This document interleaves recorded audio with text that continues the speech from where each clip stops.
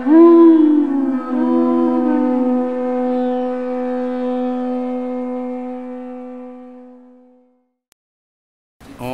Namo Bhagavate Vasudevaya. Om Namo Bhagavate Vasudevaya. Srimad Bhagavad-Gita ki jai. I was just thinking today, there's one book, I think it was a very popular bestseller, called Conversation with God, or Conversations with God. Some guy had these, somehow thinks he had conversations with God. I never read it. It was very, very popular, but Bhagavad-Gita, we know for sure, is conversation with God. And we're witnessing it when we read it. And that's the attitude we should have, you know, that we're just fortunate to be witnessing this conversation, hearing. I was just listening to Mahatma Prabhu, and he was saying that sometimes we get some idea, or we're trying to prove something to somebody, so we open the book just to find some sloka or something that will back up our opinion. We're just searching. But actually we should be reading just to relish the association of Krishna and Prabhupada and all the other great personalities that are present in the various books. Bhagavad-Gita, it's mostly Krishna and Arjuna, but you can't do any better than that. But if we just hear it like that with a very open mind and let it flow, then it will flow out from us and we'll understand it more. What Krishna will reveal much more. If we're looking with a motive to prove our point or to show off that we know a lot of slokas or anything like that, it doesn't have the full benefit of self-realization. That's a serious thing. So pray that I can do that one day somehow or other. One way to realize that is just read the same chapter every day or something for a while. Then it really starts to expand until you get totally bewildered of how much is there and the things you think you know, but every time you read it again, it's so much more you find. So this is a famous verse also. Nahi kaschit chanam api jatu tishtat yakarma krit karyate yavasha karma sarva prakritijaya gunai nahi kaschit chanamapi jatu tishtat yakarma krit karyate yavasha karma sarva prakritir jai gunai. Na, nor. He, certainly. Kaschit, anyone. Chanam, a moment. Api, also. Jatu, at any time. Tishtati, remains. A karma krit, without doing something. Karyate, is forced to do. He, certainly. Avasha, helplessly. Karma, work. Sarva, all. Prakritir jai, born of the modes of material nature. Gunai, by the qualities. Translation. Everyone is forced to act helplessly according to the qualities he's acquired from the modes of material nature. Therefore, no one can refrain from doing something, not even for a moment. You want to repeat it? Everyone is forced to act helplessly according to the qualities he has acquired from the modes of material nature. Therefore, no one can refrain from doing something, not even for a moment. Purport by His Divine Grace, A.C. Bhakti-Vedanta Swami Prabhupada. That what we must have in order to understand this is the purport. It is not a question of embodied life. It is the nature of the soul to be always active. Without the presence of the spirit soul, the material body cannot move. The body is only a dead vehicle to be worked by the spirit soul, which is always active and cannot stop even for a moment. As such, the spirit soul has to be engaged in the good work of Krishna consciousness. Otherwise, it will be engaged in the occupations dictated by the illusory energy. In contact with the material energy, the spirit soul acquires material modes, and to purify the soul from such affinities, it is necessary to engage in the prescribed duties enjoined in the Shastras. But if the soul is engaged in the natural function of Krishna consciousness, whatever he is able to do is good for him. Srimad Bhagavatam confirms this. 1.5.17. Taktva swadharmam charanam bhujam hare bhajan apakvo ta patet ato yadi yatra kwa vabhadram abud amushakim kovarta apto bhagjatam swadharmata. Translation. If someone takes to Krishna consciousness, even though he may not follow the prescribed duties in the Shastras or execute the devotional service properly, and even though he may fall down from the standard, there's no loss or evil for him. But if he carries out all the injunctions for qualification in the Shastra, what does it avail him if he's not Krishna conscious? So the purificatory process is necessary for reaching this point of Krishna consciousness. Therefore, sannyas, or any purificatory process, is to help reach the ultimate goal of becoming Krishna conscious, without which everything is considered a failure. Om Jnana Timirandasya Gananjana Shalakaya Chaksuramilitanyena Tasmai Shri Gurave Namaha. Shri Chaitanya Manobhistam Stapitam Yena Bhutale Swayam Rupa Kadamayam Dadati Swapadantikam.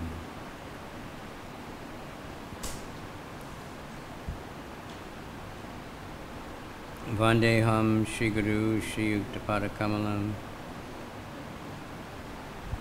Shri Yuktapadakamalam Shri Gurun Vaishnavamscha Shri Yuktapadakamalam Shri Gurun Vaishnavamscha Sadvetam Savadutam Parijana Sahita Krishna Chaitanya Devam Shri Shri Radha Krishna Padan Sahagana Lalita Shri Vishakan Vitamscha Nama Om Vishnupadaya Krishna Prastaya Bhutale Shrimati Bhakti Vedanta Swaminiti Namani.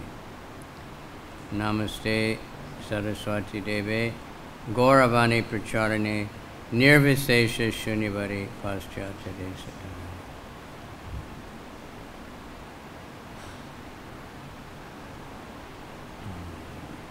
Nama Om Vishnupadaya Krishna Prastaya Bhutale Shrimati Bhakti Vedanta Swaminiti Namani. Namaste Madhur Jajala Premadya Shri Rupa Nuga Bhakti Da Shri Gora Karuna Shakti Rupa Vigrahaya Namostute. Namo Varshavanavi Devi Dayataya Kripabdaye Krishna Sambandha Vigyana Dayane Prabhave Namaha. Namaste Gauravani Pracharane Rupa Nuga Viruda Apasadanta Dvanta Harane. Namo Gorakishoraya Satchit Vairagya Murtaye Vipralamba Rasambode Padambujaya Te Namaha. Namo Bhakti Vinodaya Satchit Ananda Namane Shri Gora Karuna Shakti Rupa Nuga Varayate. Gauravir bhave bhumes tvam nirdesta sajjana priya Vaishnava sarvabhauma jagannateya no namaha. Vanchakalpatrubhischa kripa sindhu vyevacha patitanam pavanebhyo vaishnavebhyo namo namaha. Namo maha vadanyaya Krishna prema pradayate Krishnaya Krishna chaitanya namani gora tvishe namaha.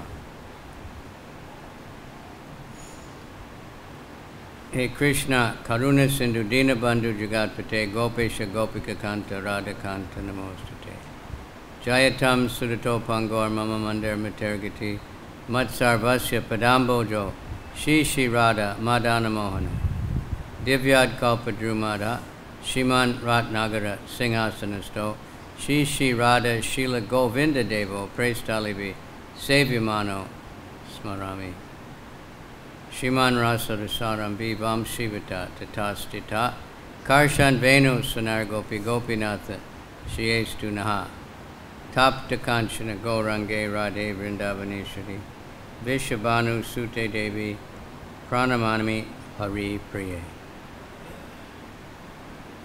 Of course, these verses, Bhagavad-Gita repeats itself so many times. The repetition is necessary for us, but it always in a new and nectarine way. But this verse always reminded me of one Bible verse. I don't know if any of you grew up with the Bible, but this is from the New Testament. What good will it be for someone to gain the whole world, yet forfeit their soul? Or what can anyone give in exchange for their soul? So, that one was very important in my life. Before I found devotees, I was driving around America trying to find something, I didn't know exactly what, but some spiritual community.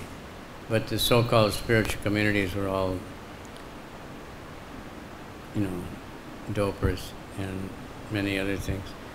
So I was driving across the desert out there in Arizona or something, there's nothing around anywhere. And there was a big signboard, had this verse on it. What profit a man if he gains the entire world, but he loses his soul? So that's what, basically is in this Bhagavatam verse that's quoted here.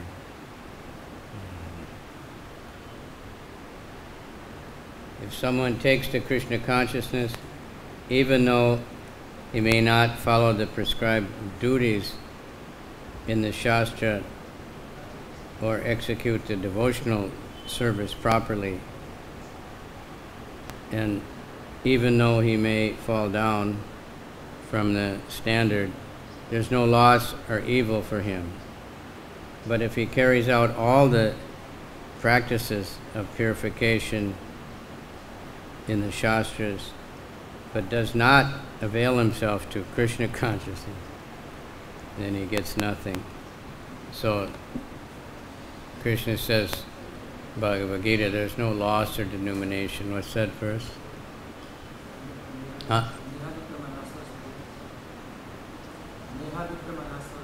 Yeah, there's no loss. Even if we fall down or give it up, whatever you did is gain. And either you'll pick it up again in this life, or maybe from birth in the next life. And we see that with a lot of children.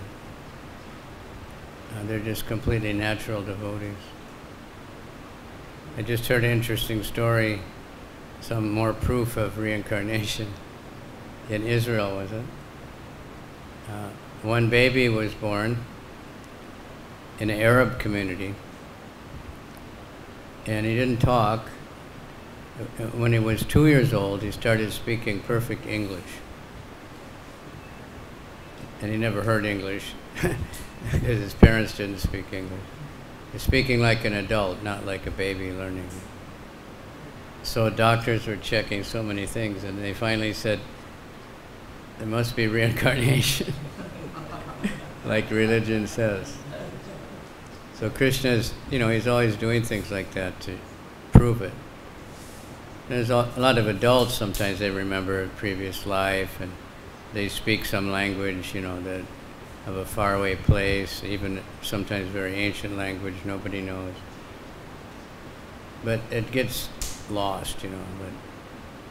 But for those who are interested, you know, we don't need that so much, but it always helps. But for preaching, like we had that book Coming Back, it had a lot of stories like that.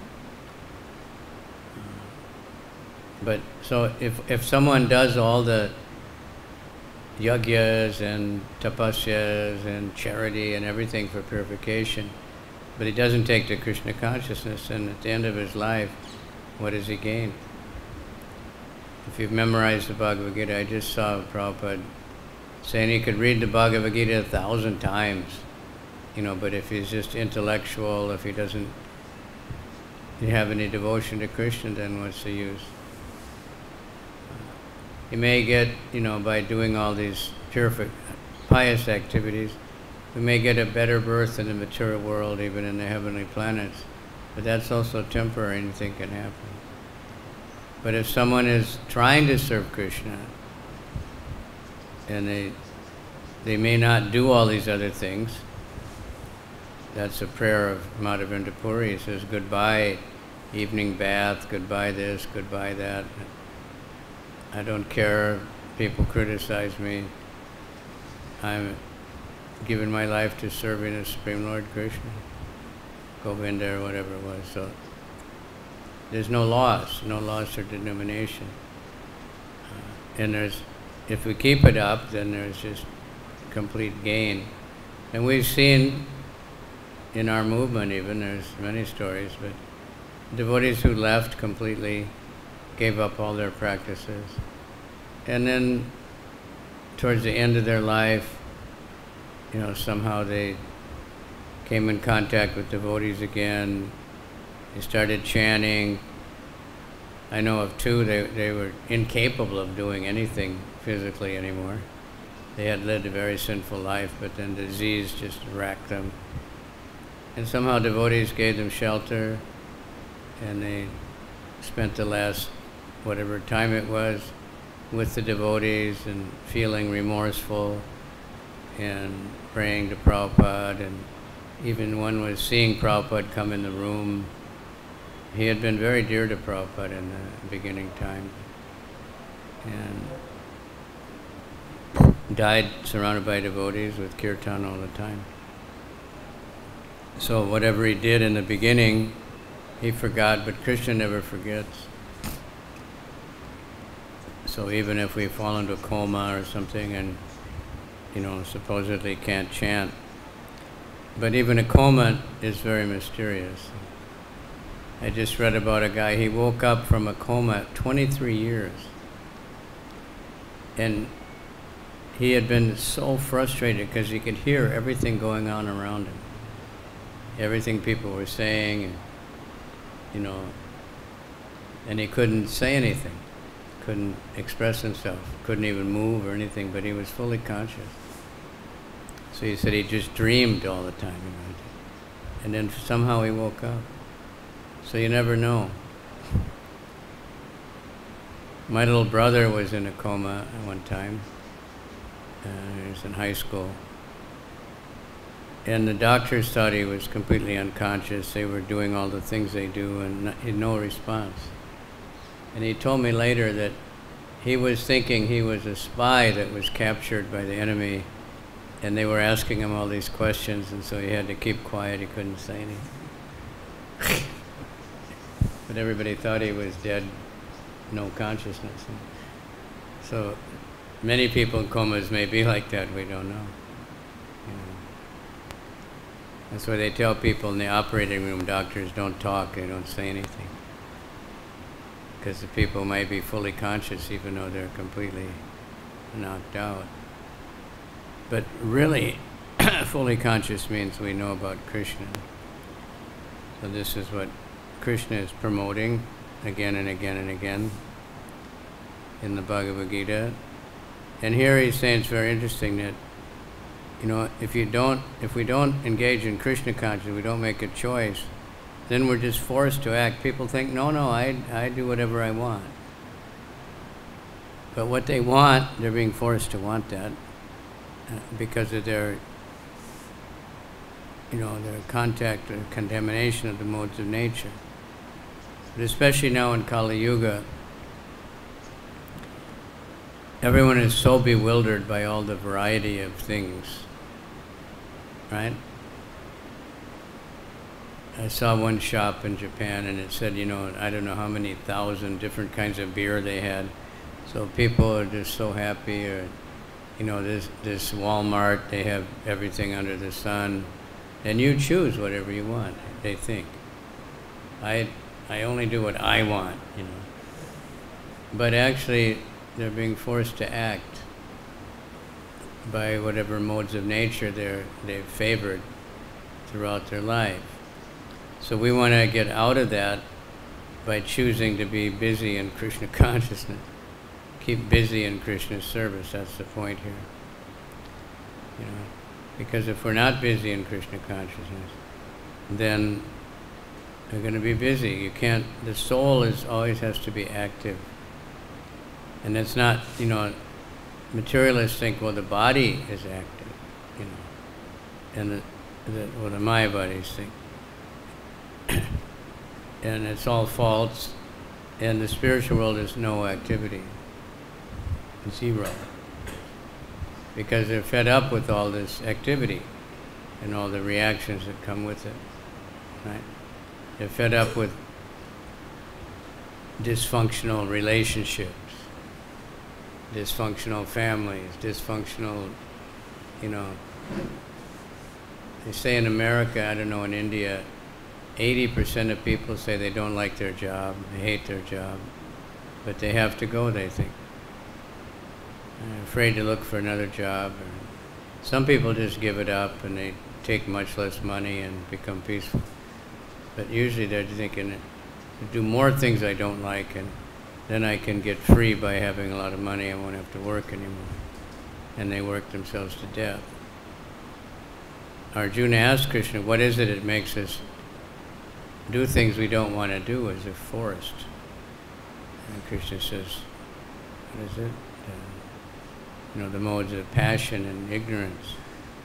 They force us to do things. We may even think, I don't want to do this. Or why did I do that? Anybody ever had that thought?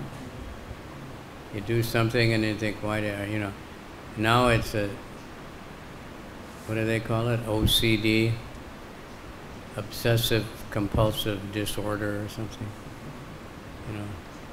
I must have it in a really bad way because they put, but we should have that for Krishna, but they just do all this impulse buying.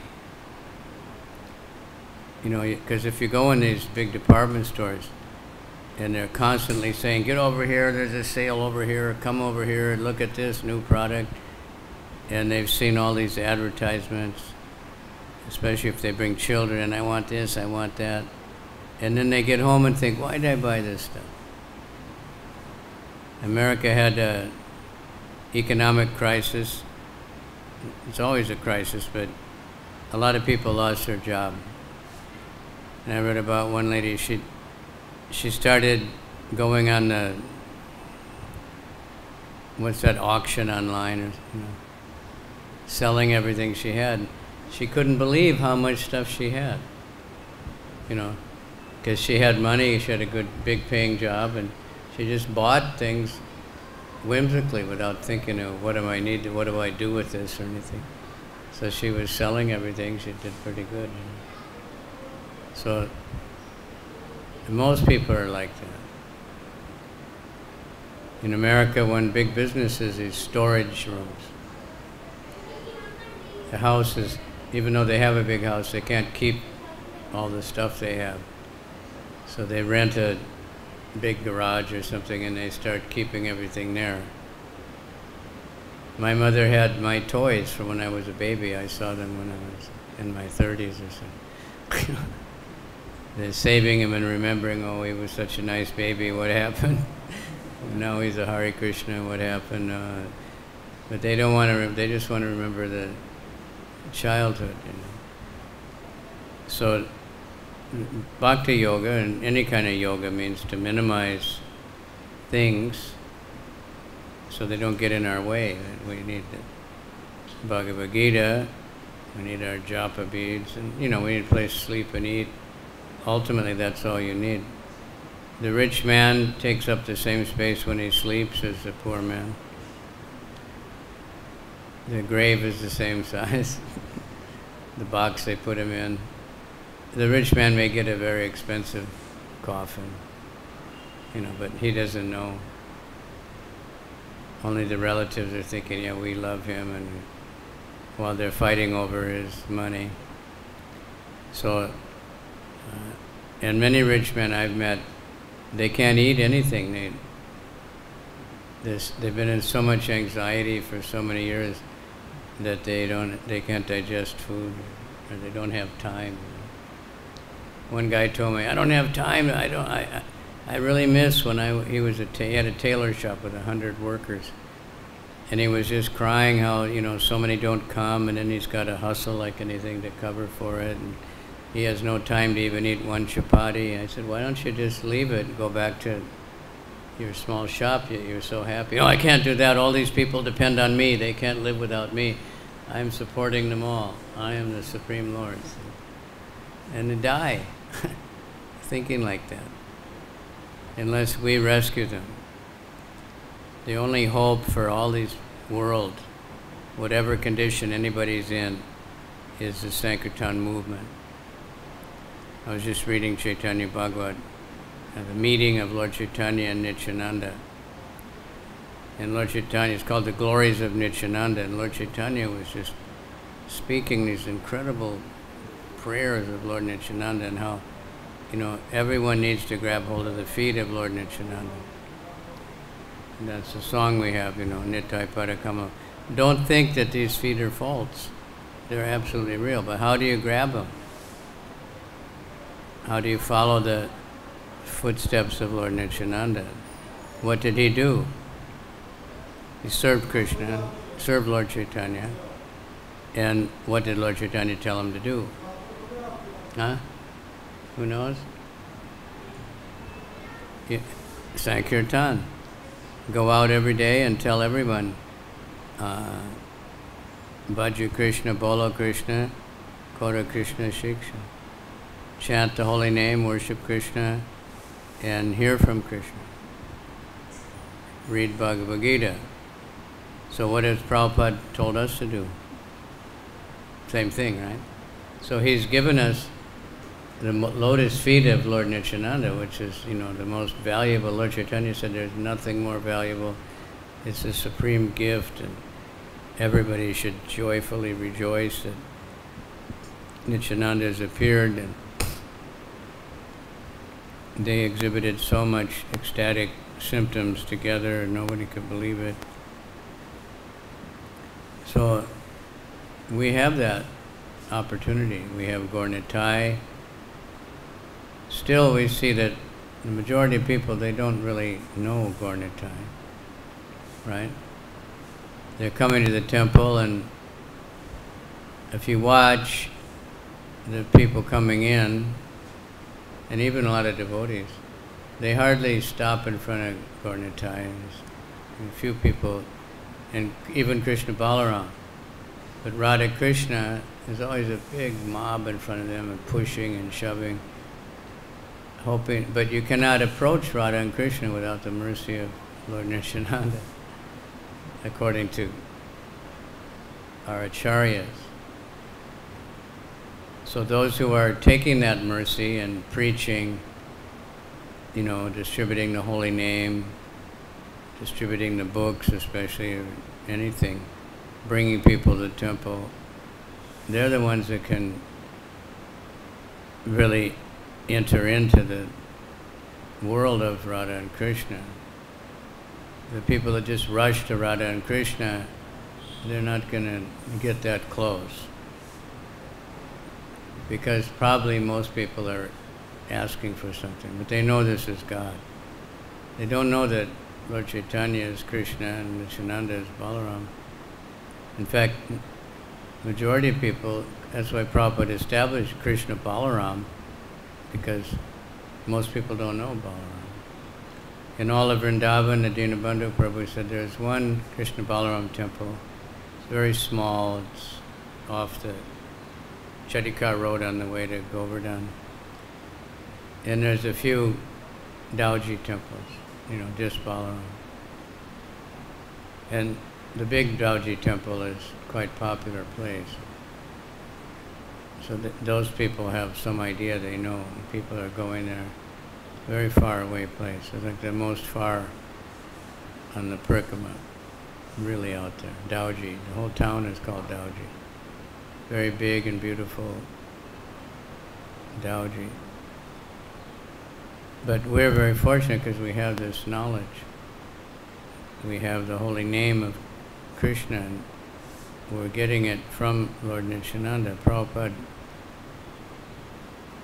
he says so many times, when we installed the big Gaur Nitai in LA, maybe that was the first big Gaur Nitai, Prabhupada was so happy.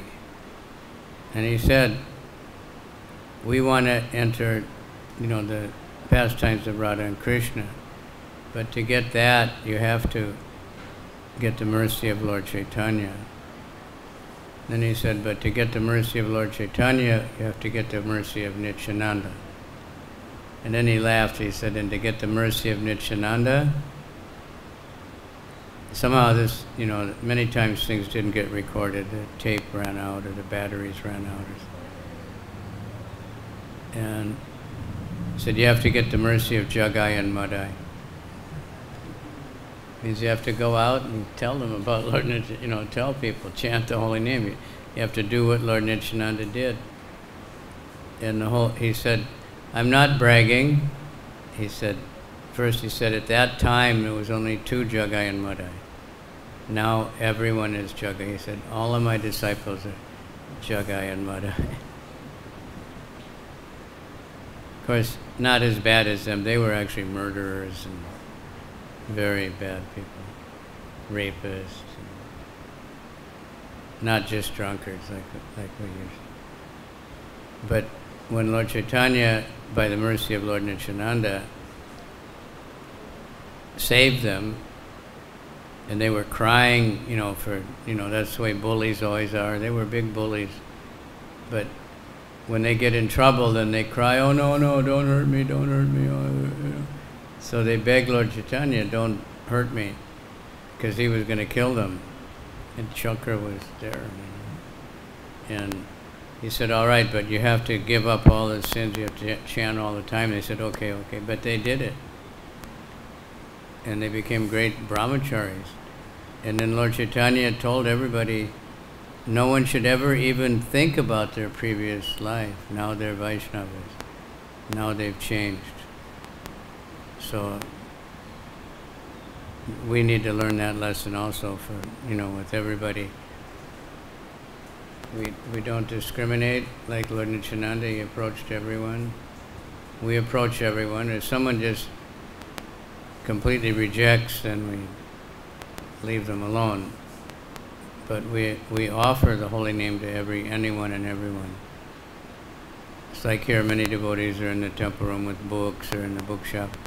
And we're, this is for we're offering to everyone.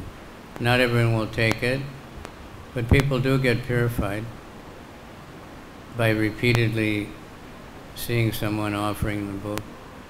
They come enough times, finally say, well, I wonder what this is all about, right? That happens all the time. If you're a book distributor, I remember sometimes someone would say, no, I don't want it. And many people, especially in America, get out of here, leave me alone. But then some people say, so many Hare Krishnas have approached me, but you're the first one that was nice. And then you think, oh yeah. But actually, it's that they got purified by all the other ones that they rejected. So finally they can appreciate a devotee, and they get curious, what's it all about? So Prabhupada told us, even if they don't take the book, they benefit so much by just having a devotee talk to them. And we benefit by giving it a try. Krishna appreciates the effort. The results are up to him. You know, like anything we do, sometimes we can try for years and years and nothing, seems like nothing's happening. But eventually something happens, you know. Sometimes I give up on some things. I just gave up completely. It's never going to happen. I must be doing it all wrong, and then all of a sudden it happens. Somebody does it. Then you have to control yourself and don't say, I told you 10 years ago to do that. You know, say, oh, congratulations, you know, right? Because they did it. And many things we want to do, but, you know, we just can't do it. Prabhupada, he didn't, you know, leave and family and go out and preach for many years after he met his guru. Later he said, I was stupid, I should have surrendered right away and just gone off, you know, from the first day he met Bhaktisiddhanta. But Krishna had a plan, you know, the time had to be right, Prabhupada had to be all the different conditions. Because most of the other swamis, there weren't so many coming, there were Mayavadis. They had this Swami profile, you know, beautiful long hair, combed back, very handsome young men. And people talked about their mystic power or something, their tapasya. Then there was that Maharishi, he was an old man with a big beard and he just laughed all the time. But they weren't really giving any, they weren't changing people very much. The Prabhupada came broke, no money, no followers, nothing, and conquered, you know, the most degraded people in America, the most addicted to sinful activities. The hippies were dedicated, that was hippie life, sinful activities. Except many were vegetarian, but not everybody. But sex and intoxication was like the vital force of life. That's the whole purpose of life. And they gave it up. Shyamasundar Prabhu, they were really gone. And he said, as soon as he was thinking, he heard about it, and thinking, I don't know, and when he saw Prabhupada, he just saw Prabhupada and immediately said, I give up. I'm going to follow everything and get initiated. I think 2 days later he got initiated. Something, 1 or 2 days. So just from seeing Prabhupada, he was so bewildered. He said he never saw anybody had a so beautiful physical form. That's transcendental vision. And they weren't just, you know, experimenting with intoxication. So they were very serious. They just gave it up. Just a little bit reading Bhagavatam, start thinking about it, see Prabhupada, give it up. So many people like that. And still going on. And people meet the sincere devotees distributing books. Many people are changed by the book immediately that they get it. They start reading and just immediately. Other people get the book and never read it for 30, 40 years and then read it and become devotees. So we never know what's going to happen, but we keep trying to give it to everybody. That's our way to stay engaged and control the mind and stay out of being forced to act helplessly by the modes of nature, by letting Krishna take over, by surrendering to Krishna, doing what he wants, what the Guru wants, and stay busy chanting the holy name and especially spreading the holy name. That's the best way to control the mind, to be making plans, thinking, discussing how can we reach more people. Nowadays there's many facilities, the internet, especially internet, who can reach so many people. The experts in our movement. And Facebook, the Bombay Juhu Temple has number 6 in likes in the whole of Facebook. I think Delhi is number 8 or something. So But she said every devotee should have his own page and should be preaching. You know, everybody has a few friends or followers and just keep preaching. And YouTube also is especially good. Because if you put up something and say it's Krishna, it may just come on the sidebar when somebody's looking for anything else, so-called spiritual. And they say, oh, what's that? Then they'll, that's how more than half of what people that come on ISKCON Desire Tree come from that. They weren't looking for it.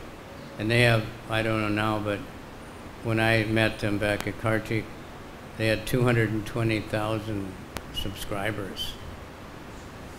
And he said more than half of them came from that. They were looking for Sai Baba or, you know, Krishna Das or something. But on the side it had something about Krishna and it was them. And people click on that and then they get attached. They have 500,000 minutes of video downloaded every day. That's a lot. They have like 36 people just editing videos. So we should take advantage of all these things. Or if we can just stand in the temple and hold up a book, or sit at the book counter and hold up books, or join the 24-hour kirtan, or something, somehow or other. Stay busy, and then the modes of nature don't touch you, don't force us to do things we regret afterward. So we had a few minutes if anybody wants to add or subtract anything. Huh? Comment? Anybody over there? Pretty attentive listeners.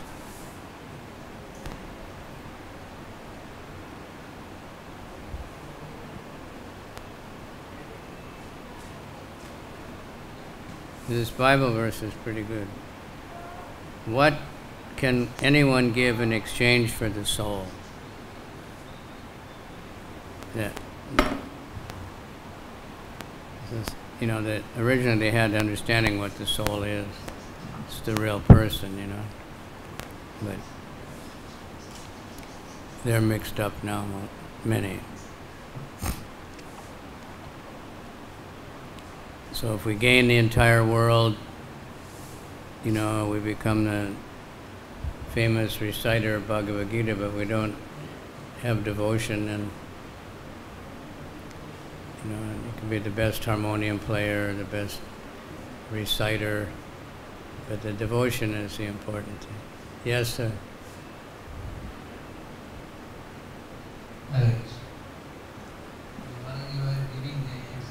You have to speak loudly and slowly. Slowly. You were speaking about the childhood. The what? Your childhood. Childhood. Huh? Childhood. Your childhood. Your childhood. I wasn't speaking about my childhood. I was 25. About your childhood pastime. I was? In a longer chair. Huh? The toys you had your mother says. Not of your baby. Dolls were there. Huh? Not of dolls. Was the purchase for your baby. We're speaking about your childhood. But there was one part where saying your mother kept your toys when you were a child. Oh, yeah. Well, that was... It wasn't about that. It was like, Yeah, I didn't know. I just saw she had all this stuff in the closet, and the closet was overflowing. If you open the door, stuff just falling out. But no, don't, that's important, you know. Otherwise, she doesn't know it's there. So, Maharaj, People. similar way, every parents, they have their children's toys and this thing Yeah. they keep, and they always remember, although they are grown up and married also, still they remember. Even Yashoda, Yeah, when Balaram came and sat on her lap, she started milk flowing blessed. with the baby. So this My mother remembrance- worshipped this my feet. remembrance is always there. That was a fashion. They took the first baby shoes, and they dipped them in silver or brass or something, and then they put them on a little pedestal, and they keep them. I guess it's common. I know. They were always there, and no matter how old I was, they were always there. Yeah, it's puja. But if you have deities or Krishna, they wonder, what are you doing? But they have all kinds of objects like that. So it's natural. You know, that deepest love of their life, and when the child is completely dependent on them, that's what they like. You know, they want to remember what a nice baby you were, even if you become a Hare Krishna or something they don't like. All right?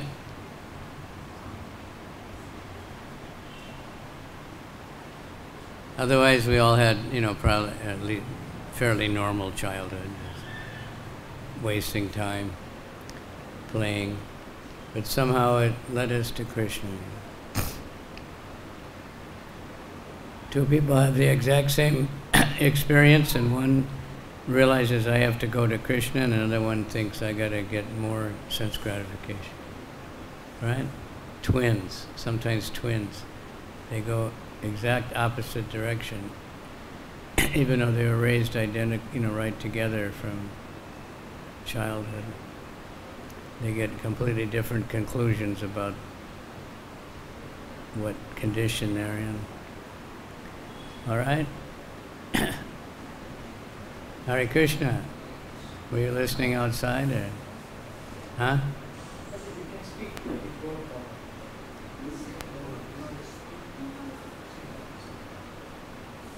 Okay, well, welcome. A few late arrivals. I remember, well, in Vrindavan, it's true any time of year, there's more people listening on the radio and online than there is in the actual class. It's like that in a few other places too. Mayapur. I find it myself. Sometimes it's much better easier to listen to the class on the radio, you know, in the privacy of your house. Yeah. You have to speak loud and clear. Put the microphone close. Yeah.